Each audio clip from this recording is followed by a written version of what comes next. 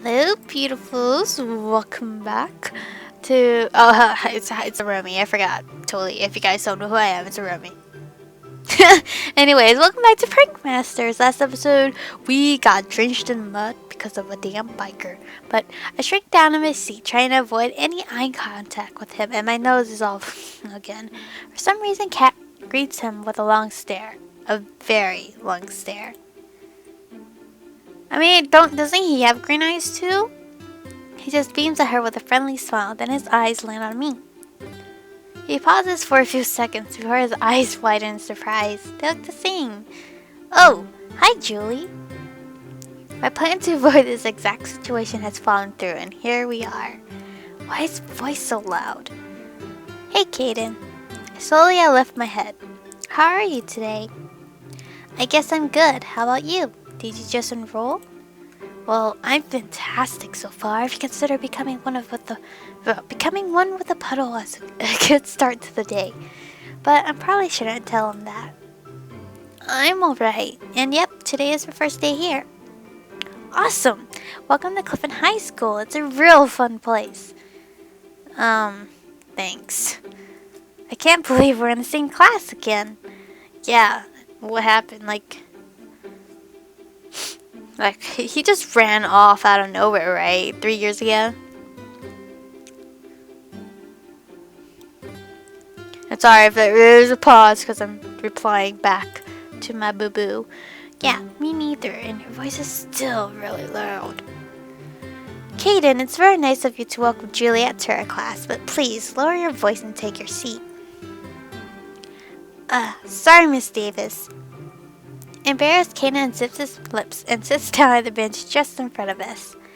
Miss Davis continues with the lesson. The class focus quickly snaps back in front of the room.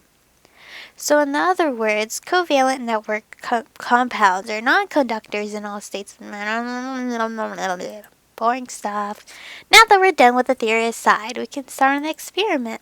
I want you all to read the sheet I gave you last week and write out the aim, hypothesis, materials, risk assessment, and method into your practical books. I thought she said practical jokes. Once you're done, you can start setting up the equipment and begin your experiment. Do any of you have any questions? I raised my hand. Miss, I don't have an experiment sheet. Yes, you just enrolled today. She walks over to our desk. ᵘgᵍ, can I borrow a sheet to make another copy for Juliet? Kat nods and quietly passes the sheet to Miss Davis. Thank you, ᵘgᵍ. Now, just checking, does anyone else need another copy? Me. I was sick last week when you handed it out. Okay, since you both don't have copies, why don't you two take a trip to the print room and make a copy for Juliet as well? Sure thing.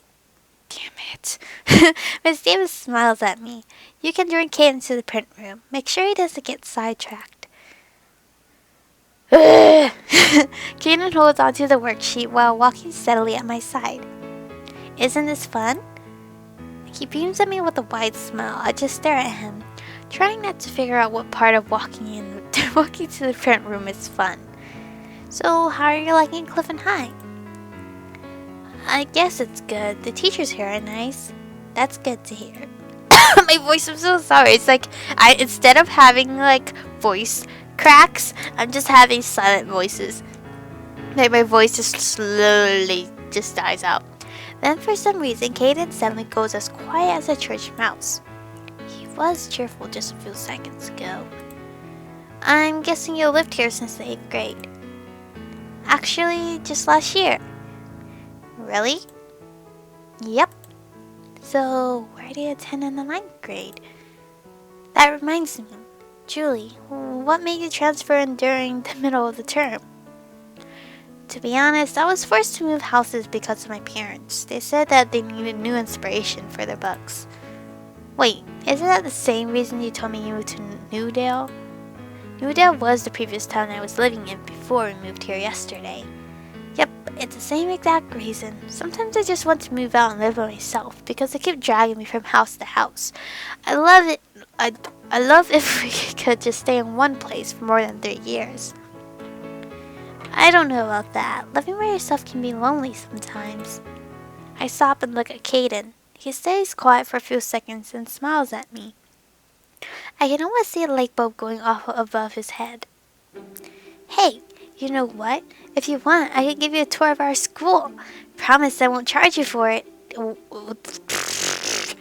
Who would charge me to get a school tour anyways? So this is what Miss Davis meant by Kitten getting sidetracked. Sorry to break it to you, but I already had a tour of the school with the deputy principal in the morning. With Mr. Reed? No, I think her name was Miss Lewis. That's a relief. Mr. Reed is the other deputy principal. He can be a little too strict at times. He's also my history teacher. I nod in understanding. But I can show you the awesome secrets and hidden places of the school. Nope, I'm good. We're getting a little sidetracked right now. Which way is the print room again? But I'm gonna show you the awesome hidden places of our school. No thanks, I don't think that's necessary. Besides, we're getting sidetracked. Which way was the print room again? Well, it's your loss then. I should show you some cool places.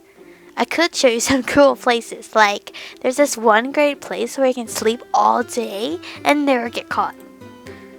Anyway, the print room is near the library. So we should be going this way. When we get back to the classroom, most of the groups are finished with their writing and have moved on to setting up the experiment. I return to my bench to find that ᵘgᵍʰ has pretty much finished setting up the equipment already. Wow, Kat, you're really fast. I like doing experiments. It's similar to concocting potions. Potions?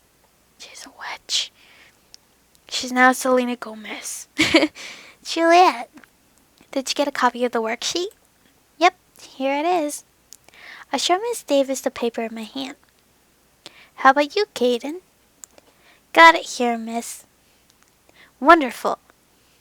Since everyone is starting the experiment, I don't want anyone missing out. You two can write up the experiment as tonight's homework. I'll be checking it tomorrow, so don't forget to complete it. Yes, miss. Okie dokie. Artichoke. Miss Davis gives us a nod and a smile before returning to her place at the class front. She takes up the chalk and begins writing on the blackboard while Caden and I turn back to our benches. Can you pass me the matches? The Bunsen burner which just went out. Here you go. Thanks. I should actually read the experiment before doing it. I look down on the worksheet and start to skim through the methods section. After a few minutes, I check our bench to see if there's any other equipment needed. But seeing how fixated Cat was on the experiment, I doubt she'd be missing anything. Finished reading? Yeah, I'll start drawing a table record to record our results. First, I'll test the melting point of silica gel on the burner. Yep, sure thing. As I watch Kat hold onto a deflagrating spoon with the silica gel placed in this bowl, she unexpectedly turns to me and whispers, You seem to know Caden quite well. Yeah, I met him at my previous school. And then he just left in the 8th grade without telling you a thing. I freeze in place as if touched by an absolute zero wind. How did she know that? Wait, don't tell me she can read minds. Well, that would explain how she knew I needed hair comb before. Yeah. So, you're the person he was worried about. Kat's words are really starting to make my head spin. You guys know each other? I think there's a better word to describe our relationship. Wait. Don't tell me there. You can't tell? She's my sister. I knew it! I knew it. Am I hearing things, or did Kaylin just say that Kat is his sister? How come they never met then? I pause to observe the two of them. My eyes flit back and forth between their faces as I take in their features and compare them. They both have red hair, their eyes are the same emerald green, and they're both pretty tall for their age. They really are siblings. Why didn't you ever tell me that you had a sister, Caden? Wait, are you guys both the same age? We sure are. You're twins. And to answer your other question, it's because you never asked about it. Oh, so does that mean you guys are twins? Yep. Yes, unfortunately. Hey, what's that supposed to mean? Kat rolls her eyes and let out a small laugh. So, who's the older one? Why don't you take a guess? I think ᵘgᵍှ is. I'm guessing that it's ᵘgᵍှ. How come? I don't know. Maybe because ᵘgᵍှ looks more mature and I don't. That's not what I meant. I'm just going with my gut. So, yeah. Well, you're correct. I thought I was going to be wrong, and he was like, oh, I'm the older one. Really? Yeah, Kat's older than me by 3 minutes. But I still don't get the logic behind it all. Just because she's older than me by a few minutes, she looks much more mature than I do. That's okay, little brother. Cheer up. Kat smiles as she pats Caden on the back.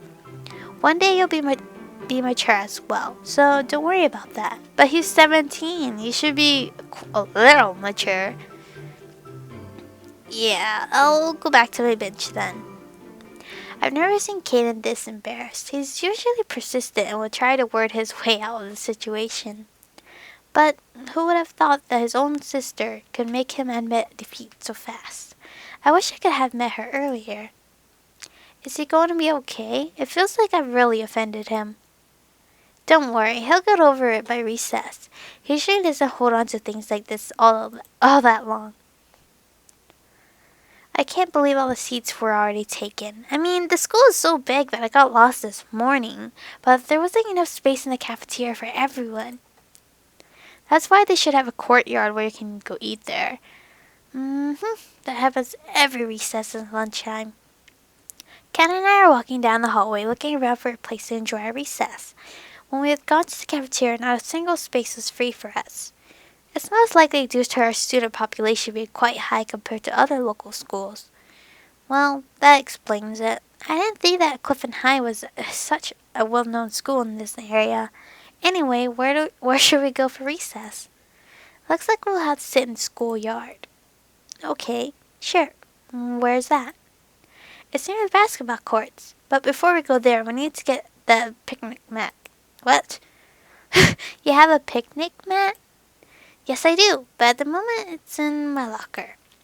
I just stare at ᵘgᵍှ, not quite believing that she had a mat just stowed away in her locker.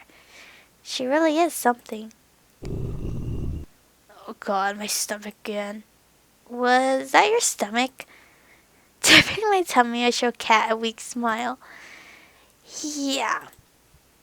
No need to feel out of place. I'm quite hungry myself. Good to know. Let's get to the schoolyard quickly then.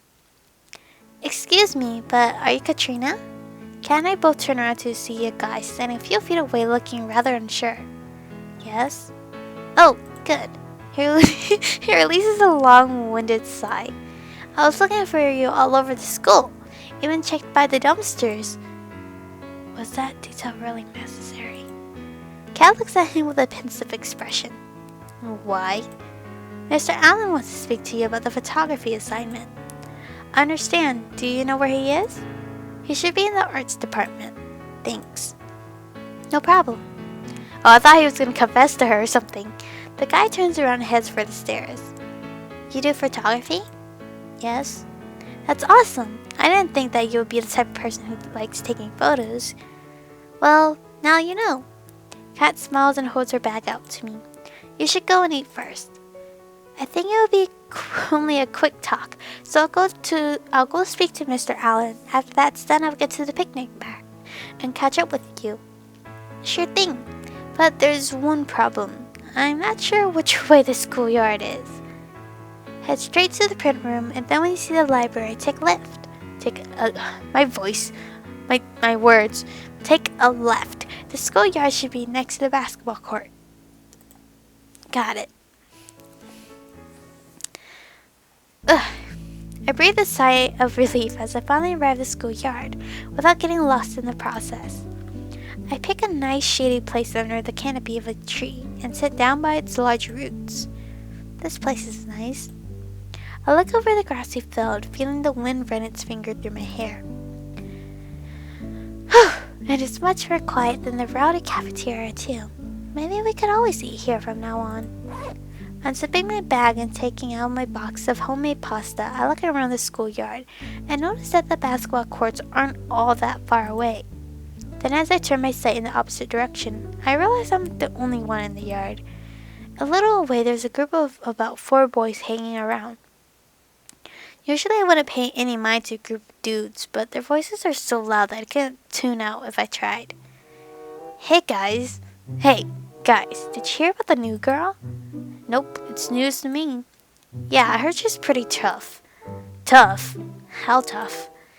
Wait a minute, are they talking about me? I heard that she was a total prank master at her previous school.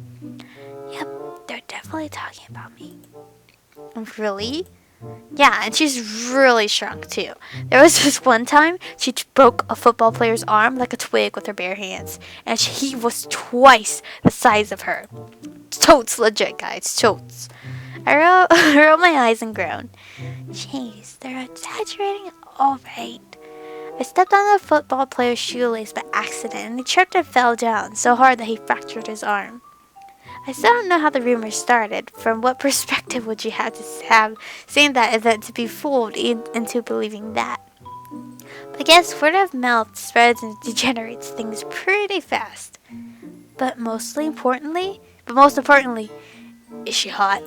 I'm not sure about that, but she sounds pretty scary to me. Now that guy knows what he's talking about. You should fear me if you're wise. There's one guy who's remained silent so far. I think you shouldn't talk about people like that. Who knows if they're actually listening to you right now? After he says that, I immediately turn my head away and pretend I've been minding my own business. I pretend to admire the clouds in the far-off skies, trying to ignore the heat of his gaze on my cheek. Oh my god, I hate when guys, stare down at you. You can tell they're looking at you, and I don't know if they know, but... What are you talking about, Rome? At the corner of my eye, I see him turn away to face his friends. Nothing. Hey, is she new? I don't think I've seen her before. Oh, come on, dude. Quit creeping on the girls. What? I think she's hot. You think every girl is hot. Wait a minute, she is new. At the very moment, I see Kat walking over, picnic mat in hand. I got it. Over her shoulder, I see the guy who'd call me hot. It's me, oh my god. Just reading it, it's just, oh my god, ᵘgᵍʰ. It's like, I don't know how to react to that anymore because I have Tyler. So if a guy tries to hit on me, in my brain, it's all like, something in his eye? Is he okay? Because, I already got my man. I'm not looking for another one. In return, I shoot him an icy glare that tells him to keep dreaming. But then I incidentally make eye contact with, quote, Rome. For some reason, that guy looks awfully familiar. I squint, trying to identify him, but he's too far away for me to take in his detail. I give up and focus on Kat instead. Perfect timing! Now we can finally eat together. Kat gives me an odd look and turns her head to see the group of guys huddled below a nearby tree. When they notice that she's staring at them, they break into a small panic. Oh man, it's that psychic chick again. Let's get out of here before she curses us or something. They all scurry along their way while trying to keep their fear on the down low.